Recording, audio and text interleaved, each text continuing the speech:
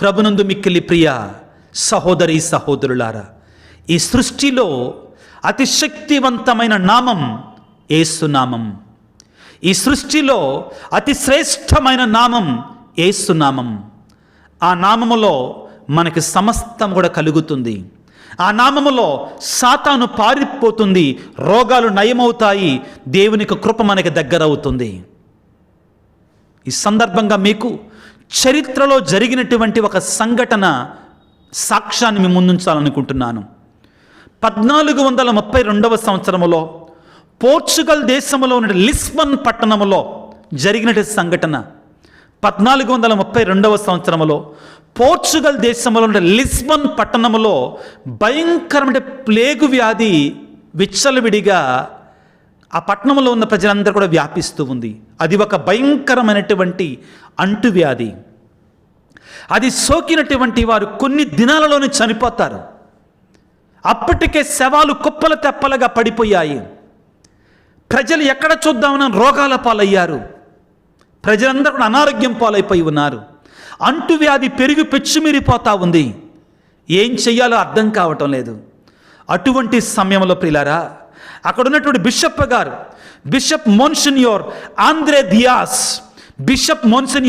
ఆంద్రే దియాస్ గారి పిల్లారా అక్కడ ఉన్నటువంటి గ్రామాలలోనికి, ఆ యొక్క వీధులలోనికి వెళ్ళి బాహాటంగా ప్రకటించాడు. ప్రియమైన క్రైస్తవులారా, యేసు నామం పేరిట ప్రార్థన చెయ్యండి. శక్తి కలిగిన, మహిమ కలిగిన, అతి శ్రేష్టమైనటువంటి యేసయ్య నామములో ప్రార్థన చెయ్యండి. రోగులందరూ కూడా ఒక పని చెయ్యాలి. ఏమిటి అంటే, ఇదిగో యేసు నామం అనే ప్లకార్డుల మీద, ఇట్లాంటి కార్డుల మీద యేసు ప్రభు నామాన్ని పెద్దగా రాసి తల కింద పెట్టుకొని యేసువా యేసువా యేసువా, యేసునామం యేసునామం యేసునామం, యేసువా వందనం, యేసువా స్తోత్రం అని యేసునామాన్ని స్తుతించండి. యేసయ్య నామం మీకు స్వస్థతనిచ్చుంది అని చెప్పాడు. అలా మాత్రమే కాకుండా ఆ తరువాతి ఆదివారం ప్రియులకు దేవుని బిడ్డలారా, బిషప్ మోన్సిన్యోర్ ఆంద్రే డియాస్ గారు పిల్లారా అక్కడ ఉన్నటువంటి కథోలికులందరినీ కూడా దేవాలయంలోని పిలిచి యేసు నామములో పవిత్రీకరించబడినటువంటి పరిశుద్ధ తైలాలను వాళ్ళకిచ్చి వాళ్ళతో అన్నారు, ఈ నీళ్లను మీరు తీసుకోనండి, యేసు నామములో వీటిని మీపై చల్లుకోండి అని చెప్పాడు. ప్రియులారా, ఆశ్చర్యకరంగా, అద్భుత రీతిగా ఒకళ్ళ కాదు, ఇద్దరు కాదు, కొన్ని వేల మంది ప్రియులకు దేవుని బిడ్డలారా 1432వ సంవత్సరంలో యేసు నామాన్ని జపించటం మొదలుపెట్టారు. పట్టణం మొత్తం కూడా యేసు నామముతో మారుమోగిపోయింది. ప్రియులకు దేవుని బిడ్డలారా, ఆశ్చర్యం ఏంటంటే క్రైస్తవులందరూ, విశ్వాసులందరూ కూడా ప్లకార్డులతోటి యేసునామం ఆ యొక్క కార్డులతోటి తన తల కింద, రోగుల కింద ఉంచినప్పుడు, ప్రార్థన చేసినప్పుడు యేసునామాన్ని స్తుతించగా ప్రియులారా, అద్భుత రీతిగా, ఆశ్చర్యకరంగా ఆ పట్టణము నుండి ప్లేగు వ్యాధి, అంటువ్యాధి, భయంకరమైన అంటువ్యాధి మటుమాయమైపోయిందట పిల్లారా. ప్రియులరా, యేసు నామములో అంటువ్యాధి పారిపోయింది. ఇది సత్యం ప్రియులరా. ఈ సృష్టిలో యేసయ్య నామము కంటే శ్రేష్టమైన నామం, శక్తి కలిగిన నామం, జబ్బులను నయము చేసే నామం, సాతానుకు భయంకరమైన నామం మరొకటి ఈ సృష్టిలో మరొకటి లేదో. వేస్ట్ నువ్వు వెళ్ళి తాయితులు కట్టించుకొని మంత్రాలు చేసుకొని పనికిరానటువంటి వాళ్ళ దగ్గరికి వెళ్ళి వేస్ట్. నువ్వు రావాల్సింది యేసయ్య నామం దగ్గరికి. ఏంటి, ఎందుకు యేసుప్రభు నామములో ఇంత శక్తి? యేసుప్రభు నామములో ఎందుకు ఇంత శక్తి ఉంది అంటే ప్రియులారా, అది పరలోక తండ్రి ఏరి కోరి తన కుమారుడికి ఇచ్చుకున్న పేరు. పరలోక తండ్రి ప్రేమతో తన కుమారుడికి పెట్టుకున్న పేరు. ప్రియులకు దేవుని బిడ్డలారా, వాక్యాన్ని చదువుకుంటే లూకాసు వార్త 1వ అధ్యాయం 30వ వచనములో దేవుని యొక్క దూత స్వయముగా, దేవుని యొక్క సందేశముగా మరియ తల్లి దగ్గరికి వచ్చి ఏమంటున్నారండి? ఇదిగో దేవదూత, మరియమ్మ భయపడకుము, నీవు దేవుని అనుగ్రహమును పొంది ఉన్నావు. ఇదిగో నీవు గర్భము ధరించి కుమారుని కనెదవు. ఆ శిశువునకు యేసు అని పేరు పెట్టుము. ఎవరు చెప్పి పంపించారు ఈ పేరుని గాబ్రియేలు దూతకి? పరలోక తండ్రి. ఎవరు చెప్పమని పంపించారు ఈ పేరుని? పరలోక తండ్రి. మత్తయి శుభవార్త 1వ అధ్యాయములో ప్రియులారా 21వ వచనములో గాబ్రియేలు సన్మనసు మరియ తల్లితో చెప్పాడు. ఇందాక లూకాసు వార్త 1వ అధ్యాయం 30వ వచనములో. ఇప్పుడు మత్తయి శుభవార్త 1వ అధ్యాయము 21వ వచనములో దేవుని యొక్క దూత దర్శనములో యోసేపు గారితో చెప్తున్నారు, వినండి. ఆమె ఒక కుమారుని కను, నీ భార్య అయిన మరియమ్మ ఒక కుమారుని కను, నీవు ఆయనకు యేసు అని పేరు పెట్టుము. ఇది పరలోక తండ్రి పెట్టుకున్న పేరు, శక్తివంతమైన పేరు. ప్రియులకు దేవుని బిడ్డలారా, ఇంకా ఆ పేరుకి దేవుడిచ్చిన శక్తిని చూడండి పిల్లారా, ఆ మహిమను చూడండి. ఇందాక చెప్పాను కదా, అక్కడికి ఇక్కడికి వెళ్ళి వాడి పేరు మీద వీడి పేరు మీద తాయితలు కట్టించుకోవడం, మంత్రాలు చేయటం అంత వేస్ట్. ఇదిగో ఫిలిప్పీ పత్రిక 2వ అధ్యాయములో ఎంత పవర్ఫుల్గా చెప్తారండి యేసయ్య నామాన్ని గురించి, ఎంత శక్తివంతంగా చెప్తారండి. వినండి జాగ్రత్తగా. ఫిలిప్పీ పత్రిక 2వ అధ్యాయం 9వ వచనములో, అందువలననే దేవుడు ఆయనను అత్యున్నత స్థానమునకు లేవనెత్తి, పే అటెన్షన్, దయచేసి జాగ్రత్తగా వినండి, అత్యున్నత స్థానమునకు లేవనెత్తి అన్ని నామముల కంటే ఘనమగు నామమును ఆయనకు ప్రసాదించను. హల్లెలూయా. వాక్యం చెప్తుందండి, అన్ని నామాల కంటే ఘనమైన నామం ఎవరి నామం? యేసయ్య నామం. 10వ వచనములో, అందువలననే పరలోక భూలోక పాతాళ లోకముల యందలి జీవులు ఆయన నామమునకు మోకాలు వంచి వినతులు కావాలి. ఇది యేసయ్య పేరులో ఉన్నటువంటి పవర్, శక్తి. యేసు ప్రభు జ్ఞానస్నానాన్ని పొంది యోర్దాను నది బయటికి రాగానే, ఇతడు నా ప్రియమైన కుమారుడు, ఇతని గురించి నేను ఆనందించుచున్నాను. ఆ యేసు నామాన్ని నువ్వు పలకగానే పరలోక తండ్రి పులకరించిపోతాడు. ఆ యేసు నామంలో నువ్వు అడగగానే ఆయన కరిగిపోతాడు. ఇది దేవునికి ఇష్టమైన పేరు పిల్లారా, దేవుడు కోరుకున్న పేరు. ఎందుకు ఆ నామానికి అంత శక్తి అని నువ్వు అడిగితే నా దగ్గర ఉన్న ప్రశ్న ఒకటే, ఎందుకంటే ఆయనకి ఇష్టమైన పేరు. ఎందుకంటే యేసయ్య తన విధేయత ద్వారా పరలోక భూలోక పాతాళ లోకంలోని అతిశ్రేష్టమైన పేరుని ఆయన పొందుకోగలిగాడు. ప్రియులకు దేవుని బిడ్డలారా, రెండవది, ఎందుకు యేసయ్య నామంలో అంత శక్తి అంటే, యేసు ప్రభువే స్వయంగా అన్నాడు. ఏమన్నాడంటే, మీరు నా పేరు మీద అడగండి, నా నాన్న, నా పరలోక తండ్రి, మా నాన్న పులకరించిపోతాడు కాదా అనలేదా యేసు ప్రభు? మీరు నా పేరిట ఏది అడిగినా ఇస్తాడు మా నాన్న, మా పరలోక తండ్రి. వాక్యాన్ని చదువుకుంటే యోహాను సువార్త 14వ అధ్యాయము 13వ వచనాన్ని చదువుతున్నాను, వినండి. యేసు ప్రభు పలికిన మాట, తండ్రి కుమారుని యందు మహిమపరపబడుటకు మీరు నా పేరిట ఏమి చేసినా మీకు చేస్తాను. నీవు యేసయ్య పేరిట అడిగినప్పుడు తండ్రి మహిమపరచబడతాడండి. మీరు నా పేరిట నన్ను ఏమి అడిగినా మీకు చేస్తాను. ఇది యేసయ్య పేరులో ఉన్న శక్తి ప్రియులారా. తర్వాత 15వ అధ్యాయం 16వ వచనంలో ఈ విధంగా రాయబడి ఉంది ప్రియులారా, మీరు నన్ను ఎన్నుకొనలేదు, నేను మిమ్ము ఎన్నుకొని మీరు నా పేరిట తండ్రిని ఏమి అడిగినను ఆయన దానిని మీకు చేయుటకు, మీకు ప్రసాదించుటకును, మీ ఫలము నిలిచి ఉండుటకును మిమ్ము నియమించితిని. దేనికోసం అంటండి? మీరు నా పేరిట ఏమి అడిగినను ఆయన దానిని మీకు ప్రసాదించుటకును, మీరు ఫలించుటకును, ఆ ఫలము నిలిచి ఉండుటకును మిమ్ము నియమించితిని. ఆయన పేరు మీదగా, యేసయ్య పేరు మీదగా ప్రియులారా. యోహాను సువార్త 16వ అధ్యాయం 23వ వచనాన్ని చదువుకుందాం. ఏమంటున్నాడు?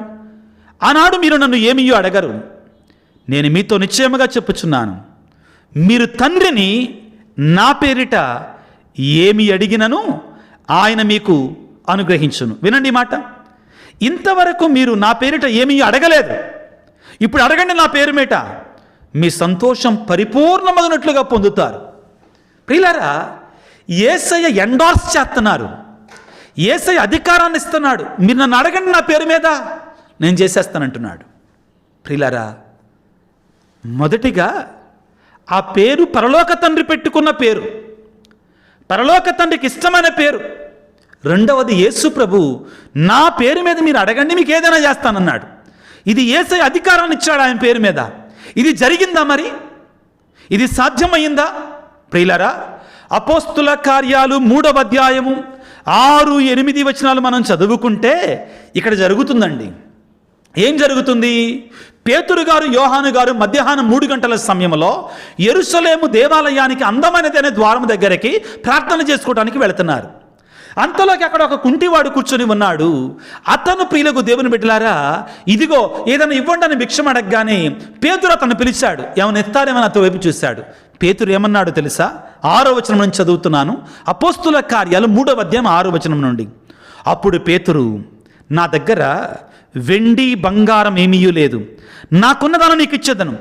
నజరేయుడగు యేసుక్రీస్తు పేరిట లేచి నడువుము. ఎవరి పేరిట? నజరేయుడగు యేసుక్రీస్తు పేరిట లేచి నడువుము. యేసయ్య ఏమన్నాడు? మీరు నా పేరిట తండ్రిని ఏమి అడిగినా, మీరు నా పేరిట నన్ను ఏమి అడిగినా మీకు చేస్తానన్నాడు. ఇప్పుడు పేతురు గారు అడుగుతున్నారు, పేతురు గారు ఆజ్ఞ ఇస్తున్నారు. నజరేయుడని యేసు పేరిట నువ్వు లేచి నడవమన్నాడు. పుట్టుకుంటేవాడు ప్రియులారా, ఏం జరుగుతుంది? వానిని కుడి చేతితో పట్టుకొని లేవనెత్తెను. వెంటనే వాని పాదములు మడములు బలపడగా వాడు ఎగిరి గంతు వేసి నిలువబడి అటునిటి నడవసాగాను. అంతటా వాడు నడుచుచు గంతులు వేయుచు దేవుని నామమును స్తుతించుచు వారితో కలిసి దేవాలయంలోనికి వెళ్ళాను. యేసు నామం శక్తి కలిగిన నామం ప్రియులారా. ఇక్కడ మనందరం గుర్తుంచుకోవాల్సింది ఏమిటి అంటే, రక్షణ ఆ యేసయ్య నామములో తప్ప మరొకరి నామములో లేదు. వాక్యాన్ని చదువుకుంటే ప్రియులారా, అక్కడున్న జనమంతా కూడా ఏమనుకుంటున్నారంటే, ఓ పేతురు గారు స్వస్థపరిచారు, యోహాను గారు స్వస్థపరిచారు అంటే పేతురు గారు ఏమన్నారంటే, ఆయన పలికింది అలాగానే ఉంది, ఆయన చెప్పేది అలాగానే ఉంది. అపోస్తుల కార్యాలు 3వ అధ్యాయం 16వ వచనంలో పేతురు గారు అంటున్నారండి, యేసయ్య నామమునందు విశ్వాసము మూలమున ఆయన నామమే మీరు చూచి ఎరిగి ఉన్న వీరిని బలపరచినది. ఆయన నామం వలన కలిగినటువంటి విశ్వాసమే మీ అందరి ఎదుట వీరికి పరిపూర్ణ స్వస్థతనిచ్చింది. ఆయన నామములో స్వస్థత పొందాడని చెప్తున్నారు. ఇంకొక అడుగు ముందుకు వేసి పేతురు గారు ఏమంటారు వినండి పిల్లారా. అపోస్తుల కార్యాలు 4వ అధ్యాయం 12వ వచనములో ఆయన యందు తప్ప వేరొకని యందు రక్షణ లేదు. యేసయ్య నామములో తప్ప వేరొకని యందు రక్షణ.